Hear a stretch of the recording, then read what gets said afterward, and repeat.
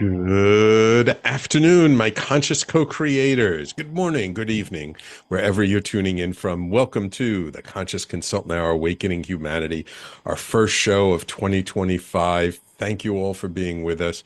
I've got a wonderful, wonderful guest really excited to bring on. But I do want to start off with my blog post, as I always do with all my shows. And this is from a couple of years ago. I'm going to try and get through this as quickly as possible, but there's a lot to it. And the title of this blog for us to kick off the new year is Being Able to Feel Good for No Reason is a Great Achievement. We all want to feel good. It is a natural drive to increase the amount of time we feel wonderful. So why do we have such a hard time doing it? It is amazing how what we want so badly is so hard for us to hold. For we all have a limit on how long we can feel good. Is it a day, a week, a month, perhaps even shorter, like an hour or a few minutes? When we take a moment to stop and look at how long we can allow ourselves to feel good, we can learn a lot.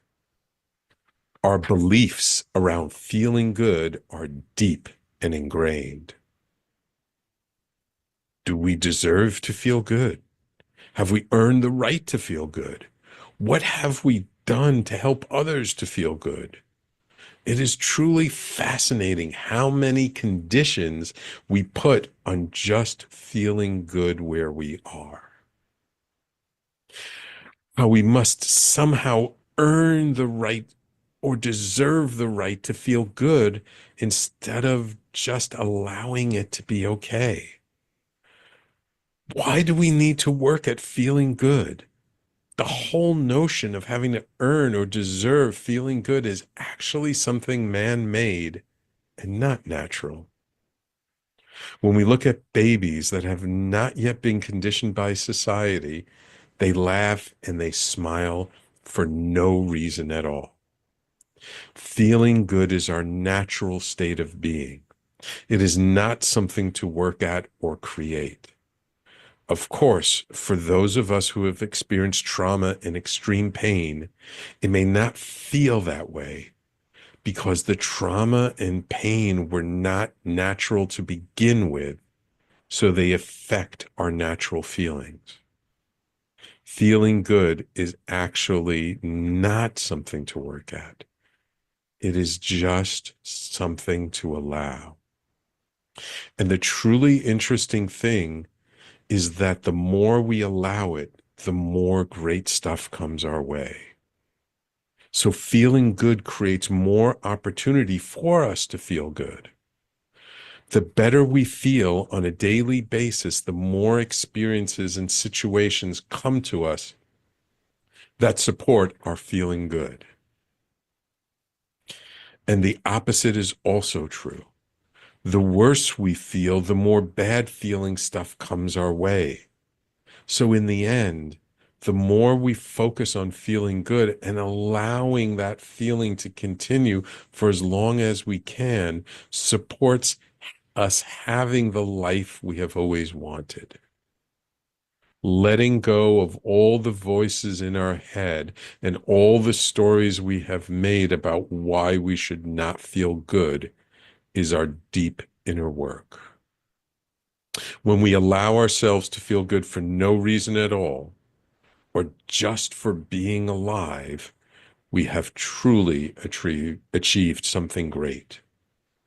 So what do you need to release in order to feel good more of the time?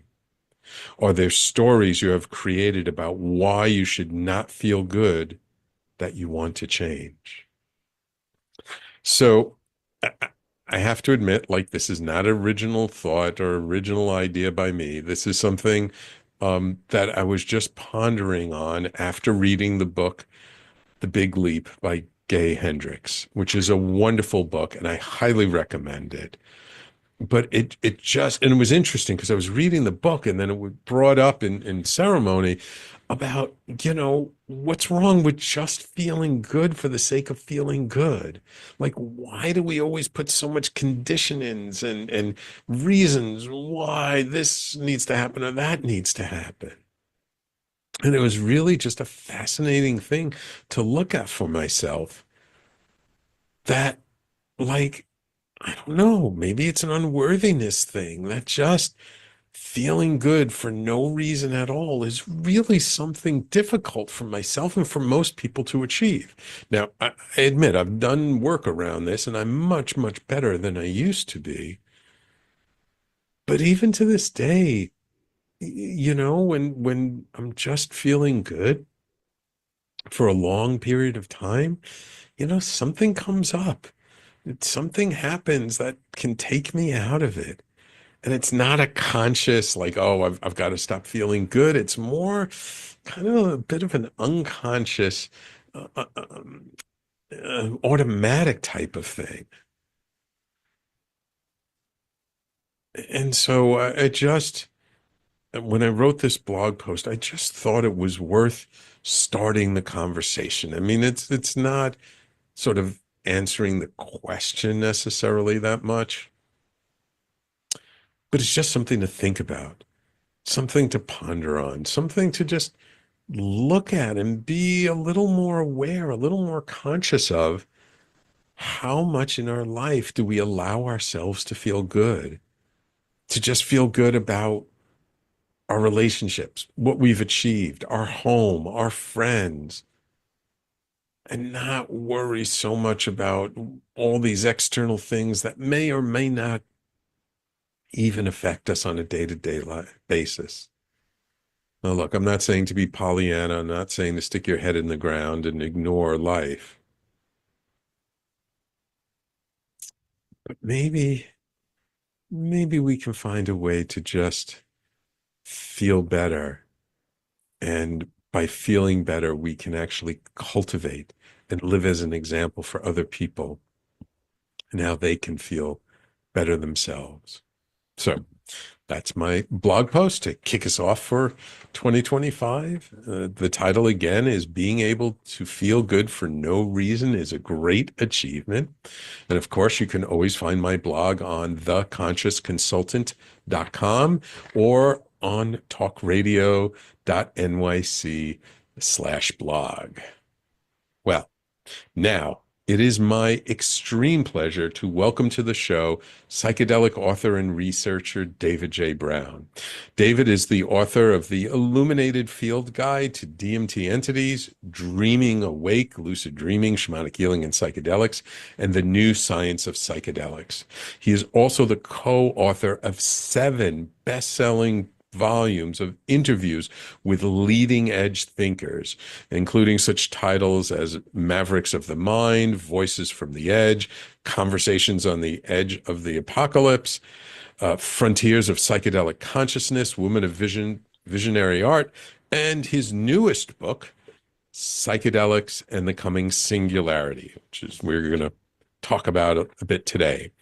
Uh, uh, uh, David Brown holds a master's degree from psychobiology from NYU, New York University, and was responsible for the California-based research in 2 of British biologist Rupert Sheldrake's books on unexplained phenomena in science. The titles of those were Dogs That Know When Their Owners Are Coming Home and The Sense of Being Stared At. His work has appeared in numerous magazines, including Wired, Discovered, and Scientific American, and he was the senior editor of the special edition themed maps bulletins for the Multidisciplinary Association for Psychedelic Studies, one of the premier psychedelic research organizations. Welcome to the Conscious Consultant Hour, David. Well, thank you, Sam. Thank you for your wise words and for that wonderful introduction. It's a great pleasure to be here today. Thank you. Thank you. I really appreciate you taking the time to be here. I was really floored at the volumes and volumes of books that you've written around consciousness, psychedelics, like all of these sort of mind expanding things. And I'm just curious, was this something that you got into at a very young age? Were you always someone who was like thinking about different weird things, or was this something that kind of, was there some incident or something that happened when you're in college or after college, that kind of put you on this path? Because you obviously are very embedded in this path.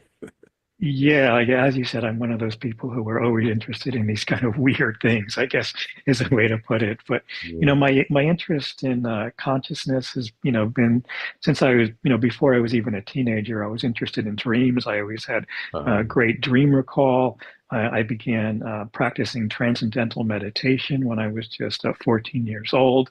I was always interested in unusual states of consciousness and the paranormal and the occult and different things like that. And this sort of led to an interest and as a teenager in cannabis, and I had my first psychedelic experience when I was just 16 years old. Mm. So then that led me on a path and an adventure towards studying psychobiology and neuroscience and the origins of consciousness. And so I've been thinking about these things for a long time. But there Mm. was, no real, specific incident that triggered it. It's for as long as I could remember. I've always been interested in Wow. in this fascinating area. Very cool. Very cool. And you've like written so many books and co-authored so many books. What got you? I mean, it's one thing to have an interest in this, but what got you to like want to publish this and put this out there publicly and like tell all these stories? Well, when I was a teenager, on one of my psychedelic experiences, I had this sense of connection with the divine or connection with a higher intelligence, and I made a commitment at that point to do what I could during my lifetime to help accelerate the evolution of consciousness, to help people become more conscious. So that Mm. was really the inspiration behind why I've written all these books, and why I've been exploring this for so many years, is because I feel like I'm on a kind of a mission to help people become more conscious and more aware, because I think that the human species is in a crisis, so the ecological Yeah. crisis, political crisis, and different things. And I think that nothing is more important than expanding and accelerating consciousness and intelligence. Yeah. Yeah. Yeah. So aligned, my brother, so aligned. I mean, I did a whole talk. I actually I had an opportunity in 2016 to do a TED talk called The Technology of Consciousness. And I was basically the whole gist of the talk was around how we tend to look for technical solutions to problems sometimes when really the best solution is raising people's consciousness around a topic. And how when we shift people's consciousness, that like all kinds of solutions can start to appear that we never could have thought of otherwise. So I'm with you there. I'm very glad to hear a fellow consciousness uh, supporter, I should say, I guess. Um, so I'm just curious, what was the very first book you came out with? My first book was a science fiction novel, actually, Ah, Brainchild, hmm. which was I wrote that book before, um, long before the psychedelic renaissance. So my in my early books, I was very careful about mentioning psychedelics. So it was kind of a veiled treatment of my psychedelic experiences. I used electrical brain stimulation as kind of a metaphor for it from Wow. what I was working on in graduate school. But my first book of interviews was published shortly after that, Mavericks of the Mind, which was actually just recently republished in the third edition. But that's when I began talking to different thinkers like Terence McKenna and Mm, Timothy Leary and Rupert Sheldrake and and others who have been a big part of my growth in these areas. wonderful, wonderful. So, well, I'm going to save the question till after we come back because I do want to ask you if there's anything outside of the psychedelic experiences that were unexplainable that you've had, because I know many people, once they start down this path, that sometime during their life, like things happen that are just beyond explanation, that to me can kind of indicate something too, but we'll see. But we do have to take our first break. So I want to get it out of the way first, and then we'll come back and we'll talk about that. Okay. Sounds good. And then we'll dive into the book. So everyone, please stay tuned. You're listening to the Conscious Consultant Hour, Awakening Humanity. Welcome to all my loyal listeners for 2025, and we'll be right back with our guest, David J. Brown, in just a moment. Are you a conscious co-creator? Are you on a quest to raise your vibration and your consciousness?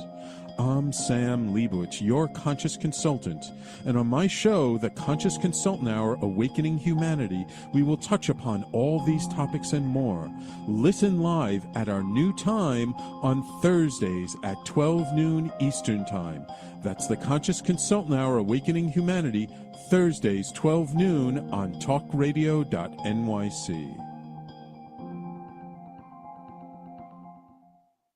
Are you a high-achieving, growth-oriented leader? Are you interested in developing your authentic leadership while creating a healthy, inclusive workplace? Hi, I'm Dr. Mira Brancu, host of The Hard Skills on talkradio.nyc at 5 p.m. Eastern on Tuesdays, where we discuss how leaders develop the hard skills needed to make a greater impact. We interview experts, have live coaching, and tackle these challenges. Listen to The Hard Skills on Tuesday at 5 p.m. Eastern on talkradio.nyc. You're listening to Talk Radio NYC. Uplift, educate, empower.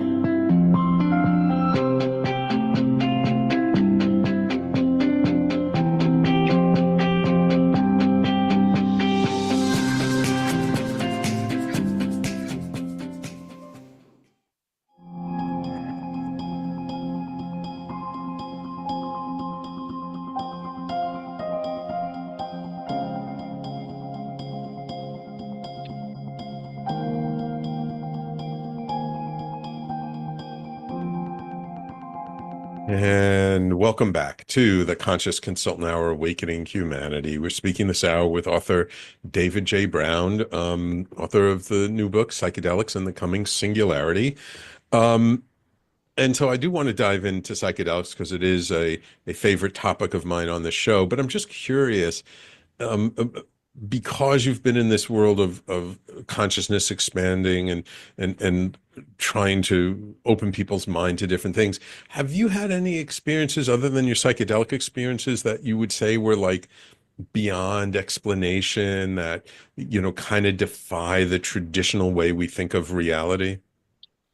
Sam, I have had so many experiences that go beyond what conventional science or understanding can explain. I wouldn't even know where to begin. I've had so many. Just one, just one. Well, let me just say, I've had many lucid dreams. I've had many synchronicities, unexplained, coincidences that have happened. But let me share with you what one very profound, unexplainable phenomena that I still question to this day. What happened? I was in the bathroom when I was living with when I was living in the Santa Cruz Mountains, and was with my girlfriend in the bathroom, and the lights were out, and we were kissing in the bathroom, and I look out of the window, and there's what looks like somebody shining a flashlight directly onto us, and I thought this was a very odd, because we lived in a very remote area, and I couldn't understand why somebody would be on the property at late at night shining a flashlight in the window at us. And so we sort of got closer and looked over at the window, and as we're looking at this light that's shining directly onto us, the light suddenly rises into the air and suddenly starts changing colors and suddenly starts flashing stroboscopically. And the next thing you know, there's just like this array of just like, red and orange and yellow lights flashing, in the mountains, illuminating the trees. And there was this uncanny feeling that there was a kind of sentience or a kind of intelligence that went along with these lights, and we just stood there mesmerized watching this go on for what seemed to be like maybe around a half an hour or so. Oh, wow! And then this just suddenly stopped as abruptly as it started, and then the other really odd thing was that we went up and looked at the clock afterwards, and I thought that only 30 minutes had gone by, but well over 3 hours had gone by. Wow. And we just could not account for this, this loss of all this time. So, it's still to this day, I wonder, what it was that happened. Since then, I discovered, the possibility of earth lights, that were, because we were in an earthquake-prone area as one possible Mm, explanation. But why it seemed to have that, focus of that light directly on us initially mm, wasn't explained by earth lights, and the sentience or mm. the intelligence and the unaccounted time. So it was a deeply mysterious experience that I still wonder about today. Mm. When you were experiencing it, did it bring up any fear or just curiosity and wonder? It was just curiosity, and I mean, there was initial fear when I thought it was somebody with a flashlight Mm, shining. When I thought it was a human being, outside the window. When we realized that it was not a human being mm, outside the window, I think it was just being mesmerized. I mean, there was mm. almost hypnotized in a way Right. by the experience, but there wasn't really fear. I brought the experience up to John Mack, the Mm. psychiatric researcher from Harvard who was researching the alien abduction phenomena, and he was very intrigued by this experience, and he thought that he wanted to put me under hypnosis to see if there was Wow. some other material that he could bring up, and but unfortunately, he died in an unfortunate accident Oh. that happened. So we never got to do that. So I wonder to this day, what went on during those 3 hours that we can't remember. Yeah, yeah. That's interesting. It'd be curious if there is something more there. Um, so you worked with Rupert Sheldrake, whose books I love, where he talks about the morphogenic fields and how, when a group of people put their consciousness towards something, that it actually creates this field of energy that can live on beyond like the group itself in some ways. You've I mean, you've had so many great things. What got you started with the idea of doing like all these books of like multiple interviews of people? Like most people write a book, it's like one thing. But your style seems to be you love interviewing like dozens of really leading edge thinkers and bringing them together in your books. What kind of got you in that direction? Well, that adventure really began when I was in my mid 20s, when I was around the age of 26.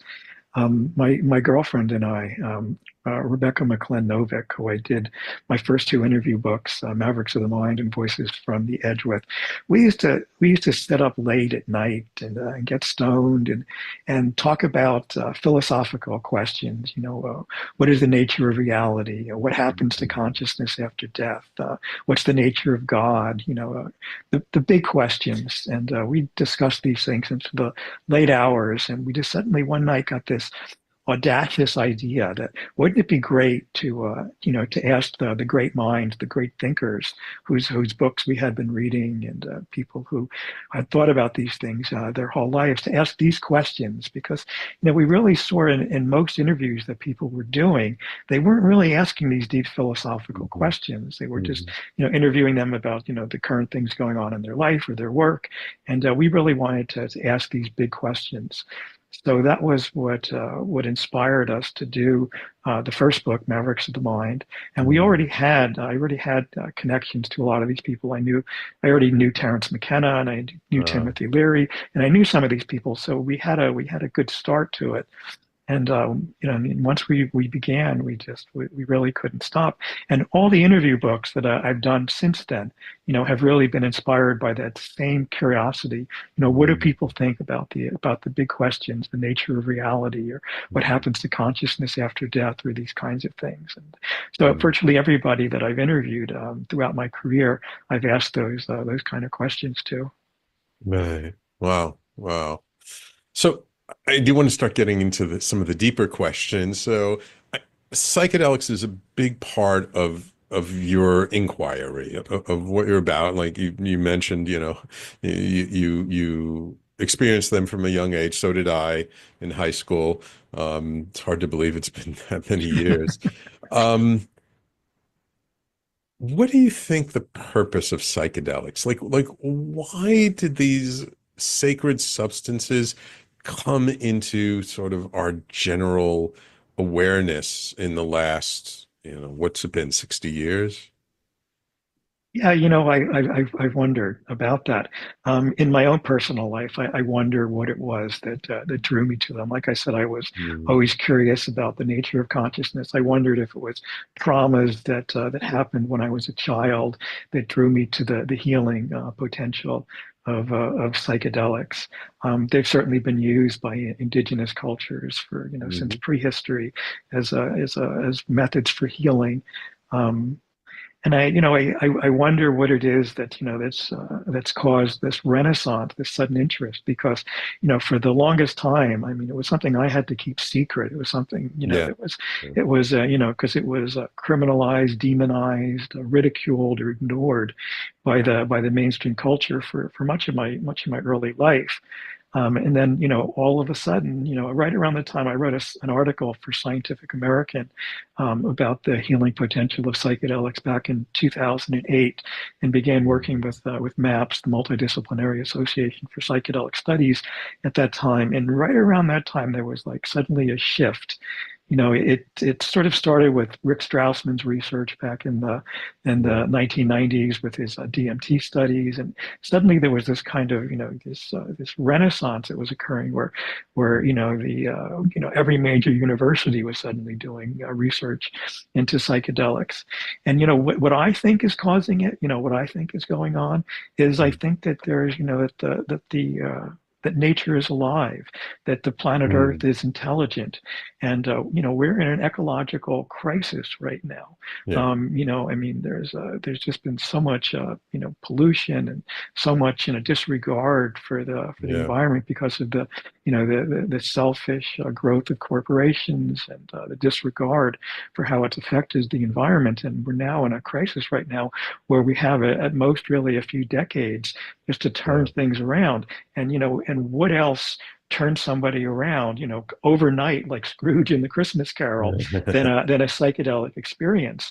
So I think this is nature's way of helping to correct for the almost like the cancer that human beings have become on the planet, and help us develop a sustainable relationship as indigenous tribes and groups that have been using psychedelics usually develop a very symbiotic relationship with their environment, because they sensitize us to the environment. They give us a sense of interconnection and a sense that what we're doing to the environment, we're really doing to ourselves. So that's that's really what I think is the thrust behind why we're experiencing a renaissance right now, and why they're occurring in our world.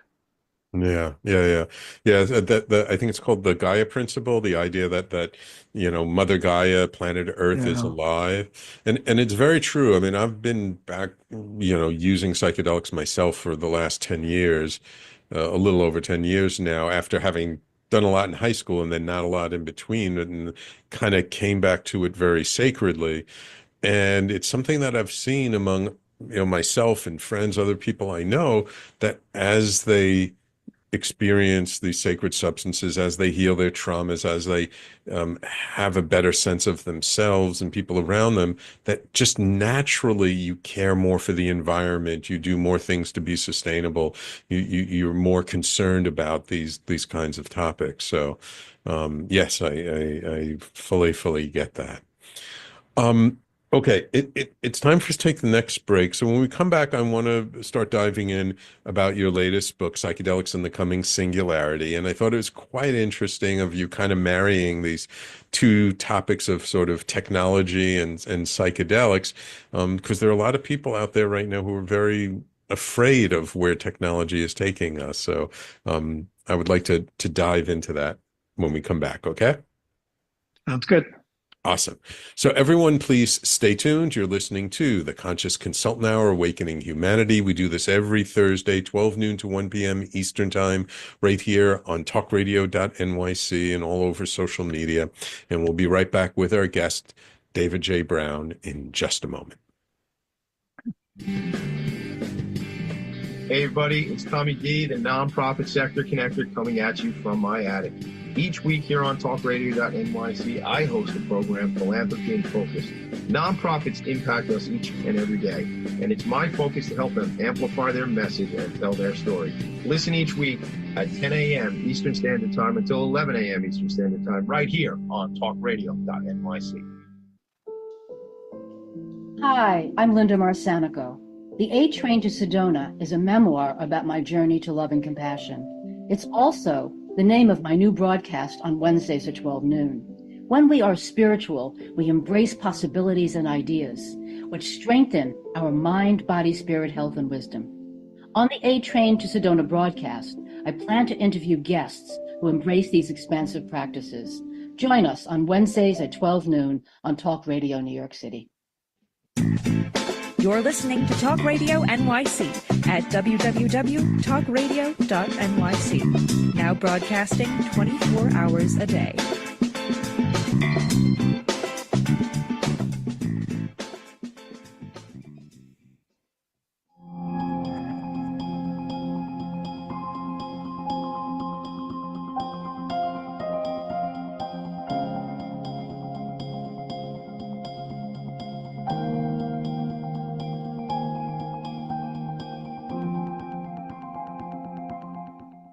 And welcome back to the Conscious Consultant Hour, Awakening Humanity. So David, your most recent book is Psychedelics and the Coming Singularity. So just so we're clear, for our audience who might not be as familiar with the term, what do you mean by singularity? Well, the singularity is a term that was borrowed from physics. In physics, the term singularity refers to a point where the known laws of physics break down, such as in the center of a black hole, or in the point prior to the Big Bang, where the mathematical laws of physics are no longer capable of predicting what's going to happen. The term was borrowed by Ray Kurzweil, the computer scientist, and others, to describe the point in computer evolution, where the technology develops or evolves to the point where not only becomes greater, artificial intelligence not only becomes equivalent and greater to human intelligence, but greater than collective human intelligence, and is able to self-improve itself, able to, so the AI can produce better versions of the AI, and this causes kind of an explosion of growth and intelligence. And that point where that happens is what Kurzweil and others have termed the singularity, because again, our inability to predict what will happen when we have a kind of computer superintelligence, in our midst. So that's where the term comes from, and that's what I mean it. That's why I use it in my book. Yeah, I actually just saw an article from the former CEO of Google, who said that, like, we really need a kill switch, because when that happens, we don't know what's going to happen. So we want to be able to turn it off before we won't be able to turn it off. So there's a lot of fear. There's a lot of, I'm sure, misunderstanding out there in the public about this idea of the singularity of this, this artificial superintelligence. Why did you kind of bring these two topics of psychedelics and singularity together? They don't seem on the surface to necessarily relate to each other, because psychedelics are just substances that biological people like us are taking. And then there's this artificial intelligence, which is something developed by computer scientists. They don't necessarily seem to come together on the surface, do they? They actually have quite a history of being together. It was Silicon Valley was actually sort of an outgrowth of the psychedelic culture in San Francisco. People like Steve Jobs and Sam Altman, and many people who are involved in the personal computer development were also psychedelic explorers. Many of the first computer programmers were using psychedelics. So I did a whole MAPS bulletin devoted to the interface between technology and psychedelics. So it's that history has been going on for a while. But why I brought them together in my book is because I think that they're I don't think people should be afraid of artificial intelligence, but we should certainly be concerned about it, and we should certainly take necessary precautions, because as with any technology, it can be used for good or for ill, and this is the most powerful technology that human beings have ever developed. I think psychedelics help to sort of balance the the rational, logical side of artificial intelligence with a connection to a deeper kind of intelligence, the intelligence of the earth, or the intelligence of the collective human spirit, or the intelligence of the cosmos, or what people call God. I think that's necessary right now more than ever, so that we can implement the proper precautions and into the development of AI before it does escalate into a system that is beyond human control. Right, right. And you interview a number of different people, from Duncan Trussell, Rupert Sheldrake, Hamilton Morris, Graham Hancock, Grant Morrison, and others. I mean, was everyone pretty much on the same page around artificial intelligence and stuff, is there sort of a variety of different perspectives or different outlooks on it? Well, there was certainly a variety of different perspectives that people had, but one of the criteria that I had for the people that I interview is that I'm looking for people who have an optimistic or hopeful perspective. So pretty much everybody I interviewed in the book was hopeful or optimistic about the future evolution of artificial intelligence or technology in general.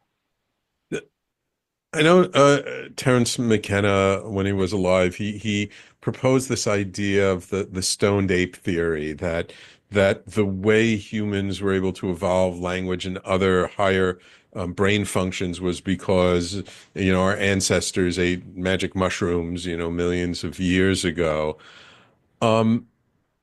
With what you know of people and the researchers of what they're doing with psychedelics, is psychedelics sort of increasing brain function? Is it creating a capacity where we can understand more?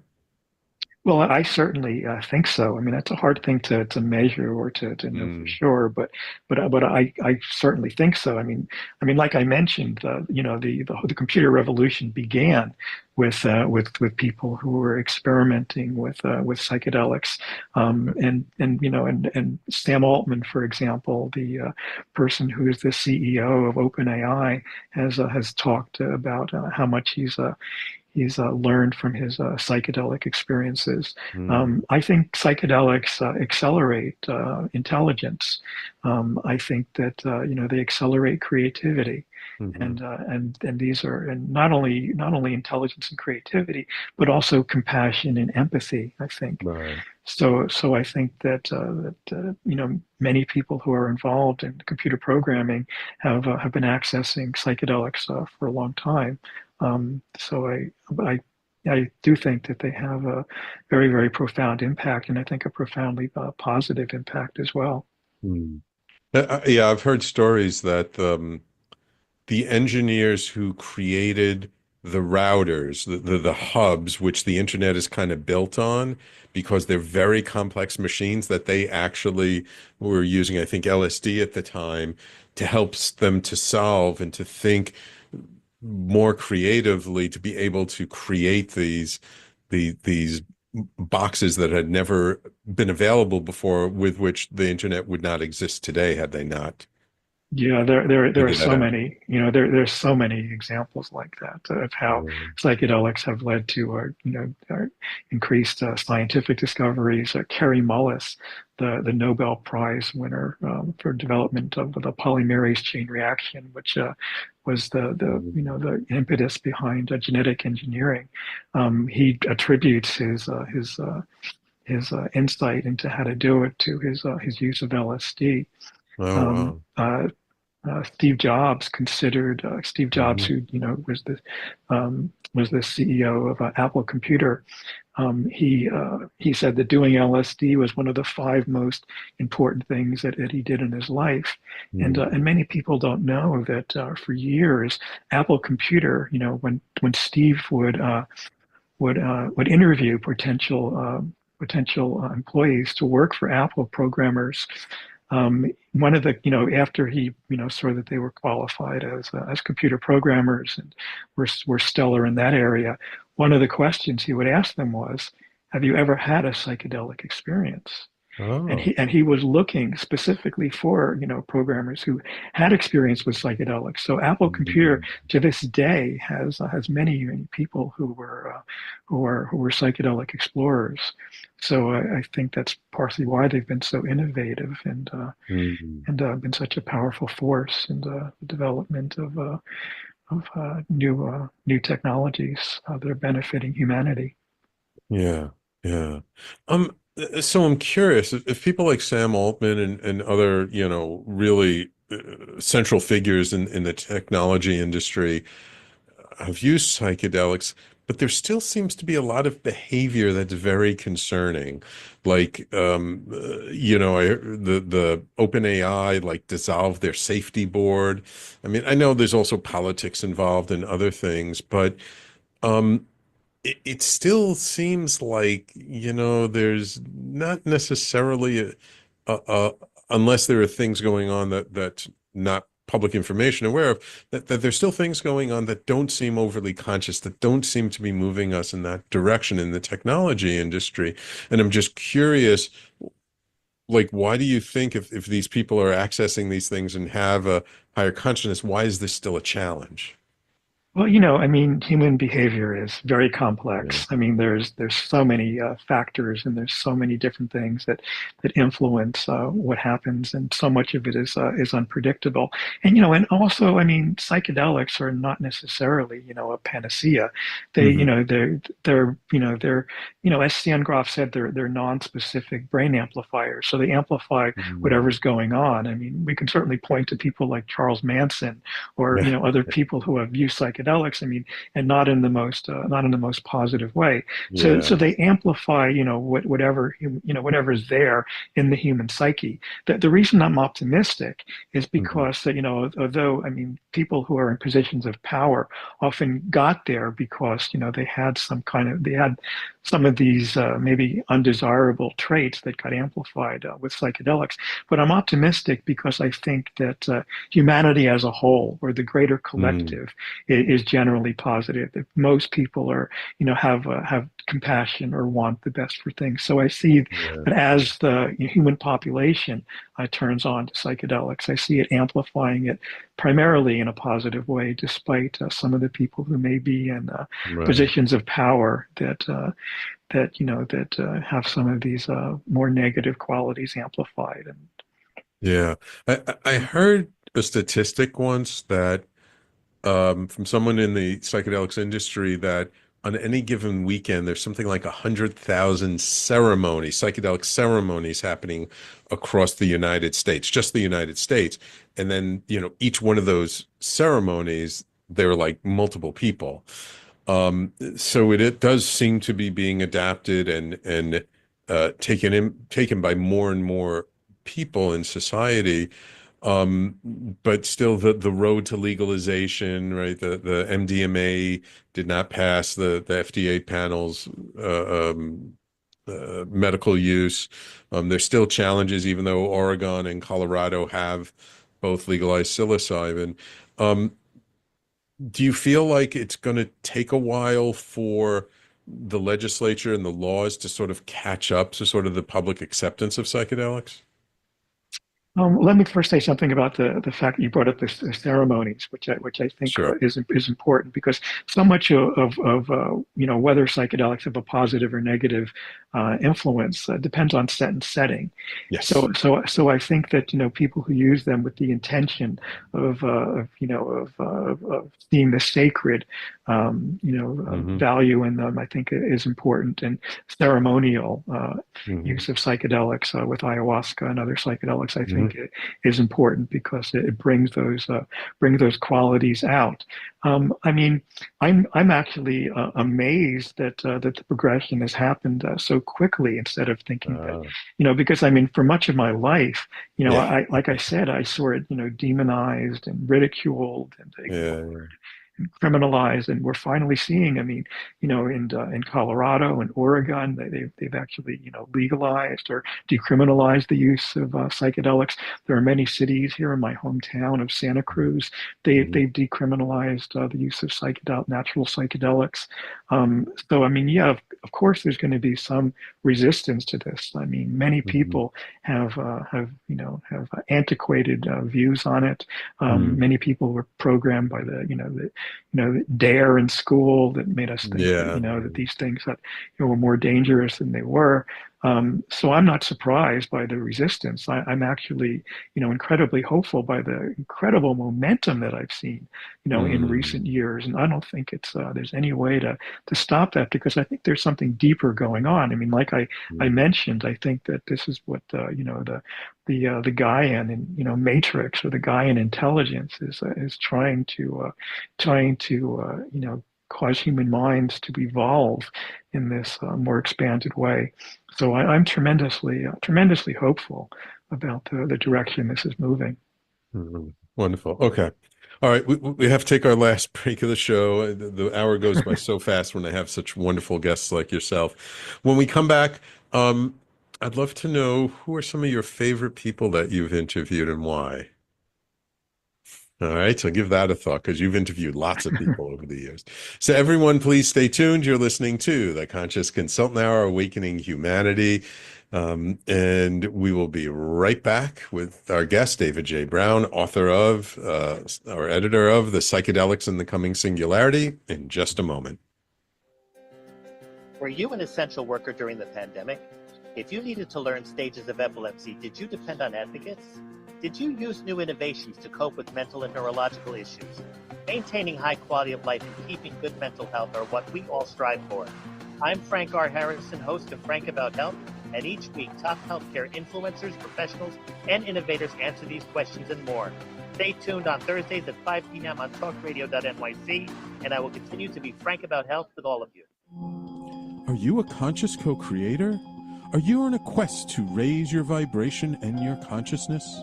I'm Sam Leibowitz, your conscious consultant, and on my show, The Conscious Consultant Hour, Awakening Humanity, we will touch upon all these topics and more. Listen live at our new time on Thursdays at 12 noon Eastern Time. That's The Conscious Consultant Hour, Awakening Humanity, Thursdays 12 noon on talkradio.nyc.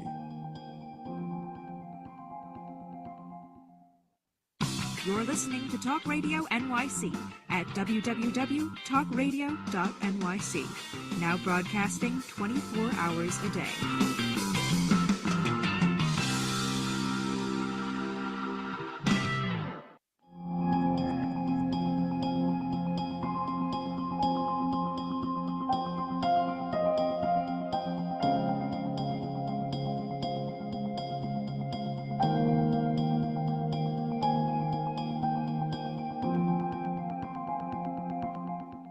So David, over the years, you've interviewed dozens and dozens of amazing thinkers and leaders, some of which are no longer with us.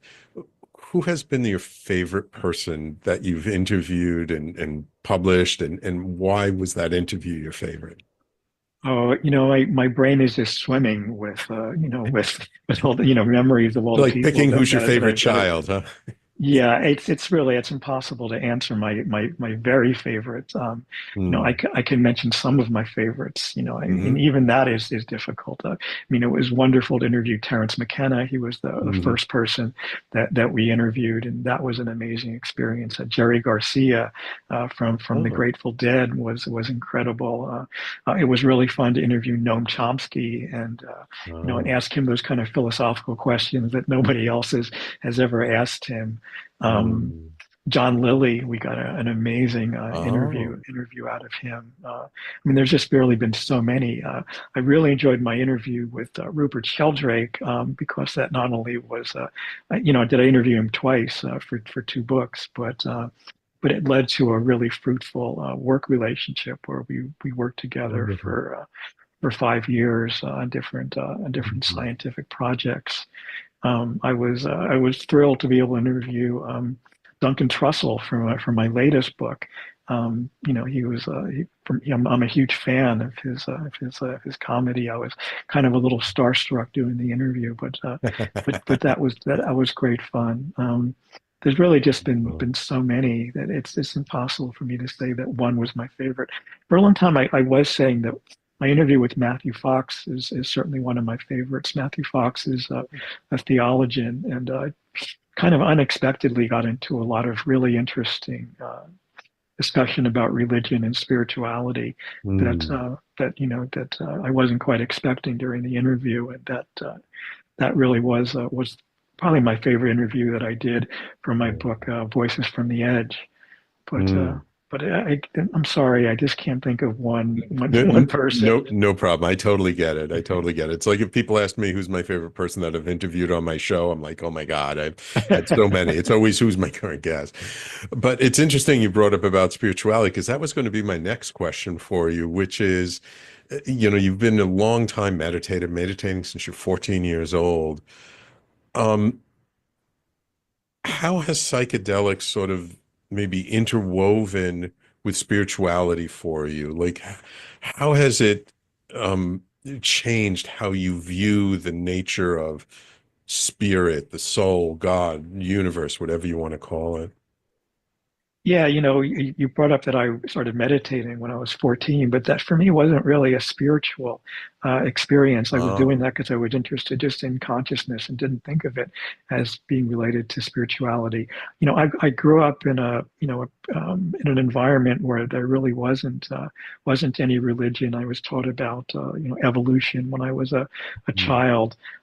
So it wasn't really something I gave a lot of thought to until I had my first psychedelic experience when I was 16 years mm, old, and it was during that experience towards about three-quarters of the way into it, I went out into my backyard and was looking up at the sky, and there was this feeling of dialogue with something mm, that was answering all my philosophical questions. As I would think of these questions, I mm, was getting answers, and it was in this sense of unity or dissolution of boundaries between mm, myself and the universe was or between myself and what people call God or the universal mm, mind began when I was 16 years old, and that then led to I started reading Alan Watts and other philosophers, Aldous Huxley, Doors of Perception, and I mm, began to understand that what I had had was a mystical or religious